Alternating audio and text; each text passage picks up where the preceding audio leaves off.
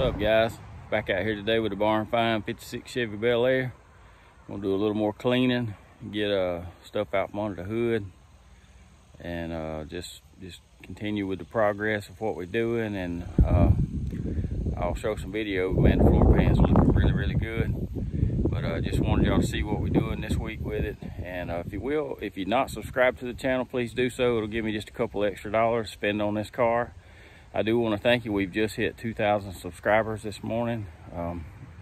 It's not many, but you know, we're just a little small channel. Not here to try to make a living on it. Just here having fun, recording what we're doing. So appreciate y'all guys watching, and just thank you and have a good day. Got this 1964 Chevy C-10 that we bought at the same auction we bought the Barn Find 56 Chevy Bel-Air. And this is the engine I'm hoping we can use in the 56. I'm gonna try to get this hood up and show y'all what we got up under here hiding, because it's a mess. Before we get the hood up, I'll show you why I'm not gonna do anything with the truck. I've had a ton of these trucks. I love them, grew up riding these kind. But this one is just too far gone. You can see the roof right here. I mean, it's just flapping in the breeze. All that up there is rotting above the windshield. I mean, if it wasn't for that, the stuff down low, you know, your typical rocker and cab corner rust, bottom of the doors, all that stuff's typical.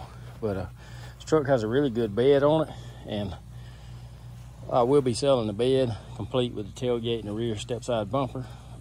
Selling here locally on Marketplace or maybe one of those C-10 pages on Facebook. But anyway, but that's why the truck, it's just I mean, you'd have to really replace a cab to do anything with it. And the sad part is somebody's already converted this thing to 5-lug power disc brakes on the front.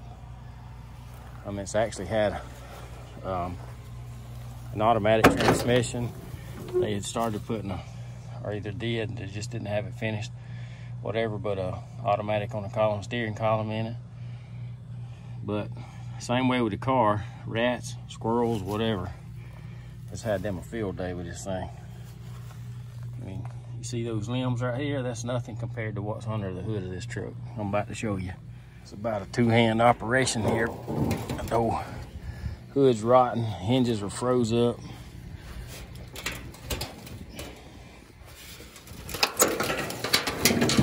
It ain't no good. But anyway, I'll get it up in just a minute the rest of the way. But it gives y'all an idea of what we got to work with in here to get this junk cleaned out and see if maybe we can get this thing to turn over. All right, as you can see, the old hood's rotten. The braces is trying to come loose. But anyway, I got the hood up enough where I can do something with it now, clean this, all these limbs and debris off. I'm assuming maybe a squirrel or something packed them in here. I don't really know. Don't know why they would. But anyway, again, showed you all the 5-lug on the front, but it's got the power disc brake booster on it. Somebody was planning to do something with it. I don't know if the cab was that rotten when they done it, but irregardless, for me, it's too far gone now. I mean, if I was wanting to build one of these trucks, like I said, I would want to replace the cab, but I've had a bunch of them, and I don't want to do that much work on one when I can find one that's the top part of the cab's in better shape anyway. Typical floor pans, rockers, cab corners and stuff, that's common around here on all of them. But anyway, somebody told me I need to start wearing gloves, so here we go. I'm double gloved because these are super thin. They're actually too small for my hand, but I don't have an N95 mask yet, but I'll get one of those. Well, let's start pulling some of these limbs out.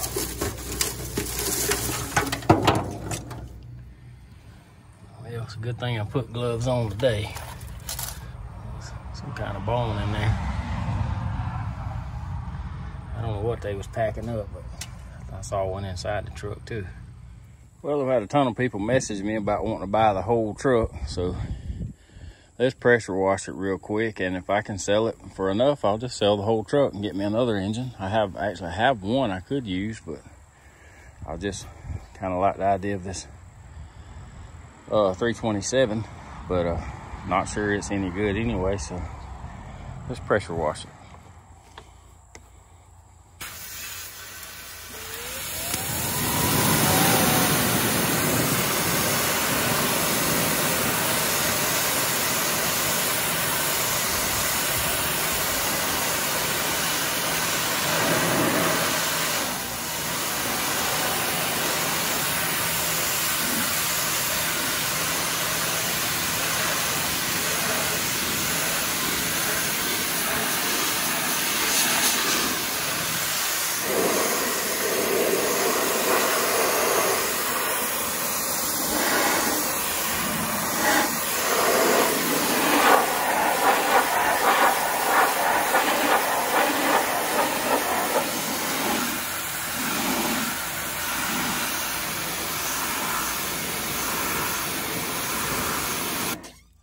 We got it pressure washed. Can't say that it looks that much better, but for the ones that's, I don't know, dozens of people messaging me about buying the truck whole, it'll look a little better if anybody's actually serious, not just tire kickers. But if not, I'll still continue with the parting it out process. Anyway, got a little bit of the gunk off of it. Makes it look a little more presentable, or either it just shows how bad the body really is on it. I don't know, one or the other. We're gonna get this junk out from under the hood today. And just, I kind of speculated on this being a 265, but I had a couple of comments on there, people telling me it wasn't for various reasons. We're gonna get down to the nitty gritty today where we can get to the casting number. I was trying to go off the stamp number on the front of the block, and just, anyway, it was a little hard to tell for me. I just never could find the exact correct information. But anyway, we'll find out today after we get all this junk off and can get to the casting number on the back of the block and see what we're actually working with. We've already uncovered something here I didn't know was in here, but y'all can see right there, that's the old cast iron bell housing. I'm assuming it probably made it up to this 3-speed manual transmission. This is actually the first time I've seen it. It's got enough junk off of it, uncovered it. I think we're gonna be able to use that fan blade and water pump. It's a little bit crusty. All right, guys, there's the old 3-speed out of there, and it ain't locked up.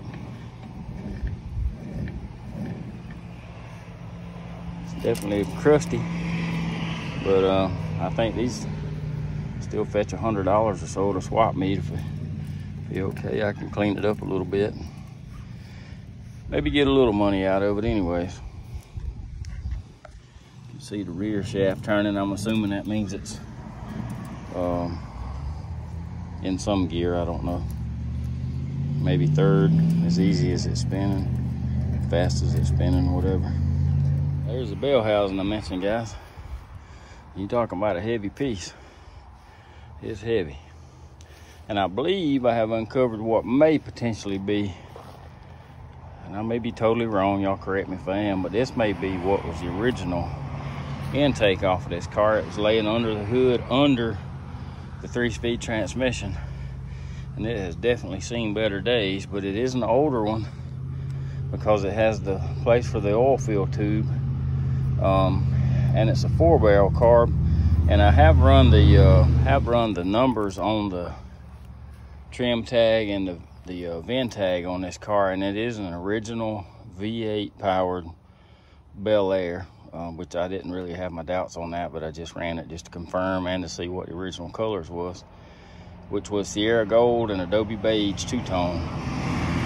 I don't know if, again, my knowledge is limited on Tri-5s. I don't know for sure if they came from the factory with 4-barrel carbs, but either way, this is an older 4-barrel intake, again, because of the oil fill tube.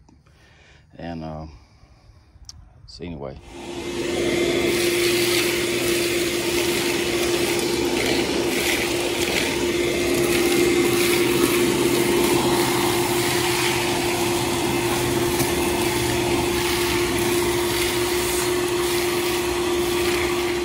got a bunch of it vacuumed up, cleaned up so we can see.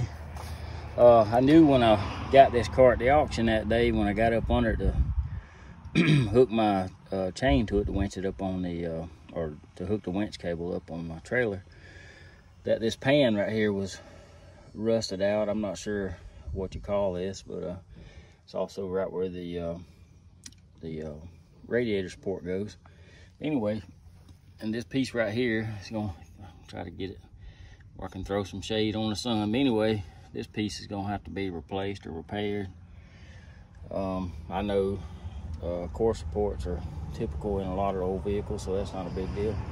And I assume that's some kind of like a splash apron or whatever. I don't know the technical terms for it, but I know it looks like it all bolts in, so not too concerned with that right now. But the main thing, we're gonna get this whole front clip pulled off coming soon anyway, and just so we can clean up the, you know, the front section of the frame and get it painted. And we definitely going to upgrade it to disc brakes at some point. But anyway, just wanted to give y'all a look of what we got now to work with.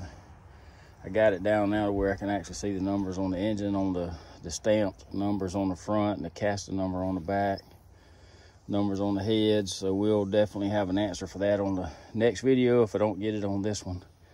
But anyway, just wanted to show you all that. That's probably about where we're gonna stop with this under the hood for today. But I'm gonna proceed back onto the inside. Well guys, we're gonna pull the seats out and see what kind of messes up under them. But I think that's gonna be the best way to proceed at this point. Pulling the front seat, and then we can get to the back seat and get all the rest of this junk out of the floor and give this thing a good scrubbing down on the inside. Get rid of some of the rat smell. Y'all hang with us. We got it coming out. Kind of tough for one person, but we're gonna get it.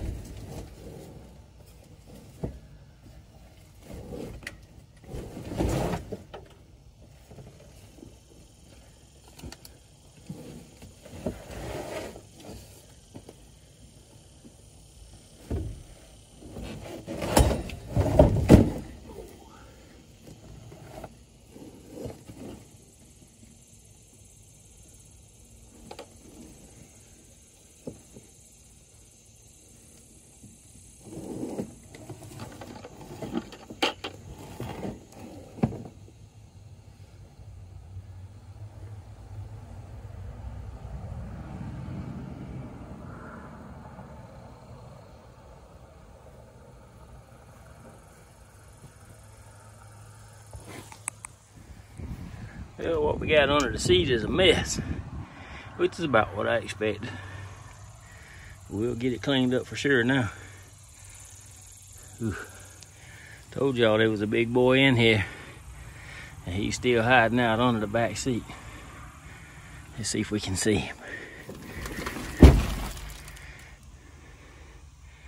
He must have went back in the trunk again, but he's in here.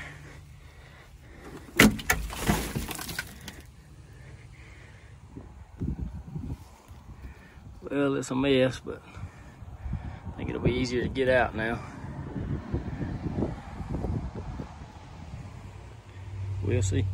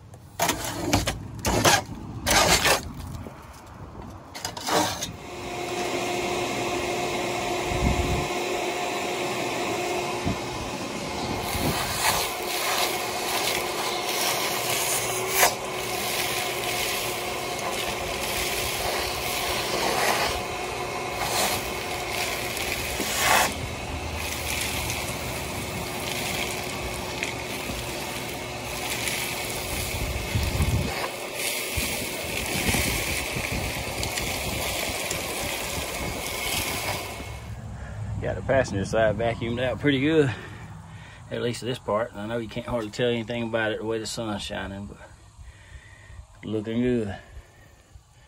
Very solid. Just still got a mess over there. Got a lot more cleaning to do, but this is what we got so far. The floors are looking really good. Really, really good. I'm really surprised. All right, guys, that's gonna do it for this week. I know it's a little bit of a shorter video, but just had a lot going on. Didn't get near as much progress made as I would like, but you know, it's life. Things happen. You gotta roll with it. So this is where we are. We did make some progress, some headway on it. Next video coming up, we'll be cleaning the floors a lot better, getting these old pieces of seat belts out, scraping up the rest of this sound deadener. Also, if y'all want to put it in the comments, what would y'all suggest doing with the floors? Now, this is actually what looks like red oxide primer from the factory on a big portion of it, but then there is places like that has bare metal, and then we got, you know, some surface rusted areas. It's not bad. I'm assuming might need to run a wire wheel over it. But then what would y'all do with it after that? I have some OSFO, which is like a rust neutralizer that I could put on it, or do you think it just put some primer and paint on it? What would y'all do? Let me know down in the comments if you will. I know what me and my dad done years ago on a street rod we built back when I was a teenager, and it's holding up real good, but just gonna see what y'all's thoughts would be on it. Now, look, I appreciate y'all hanging out with me. Like I said earlier, we've reached 2,000 subscribers now, and you know, again, we just a little small channel, just videoing what we're doing, and appreciate y'all watching. Y'all have a good one, guys. Thanks. All right, guys, I'm sitting here early this Sunday morning, waiting before I go to church. Just wanted to do a little bit of information on the car. I know I promised I would run the numbers after getting the engine cleaned off, and I did indeed look at the casting number on the back of the block and on the heads, and they both match up, or all three match up, both heads and the block, and it is a 1968 327, so it's definitely a good core to hold on to. So maybe we'll do something with it later down the road, but for now, I've got another engine I'm going to use in the car.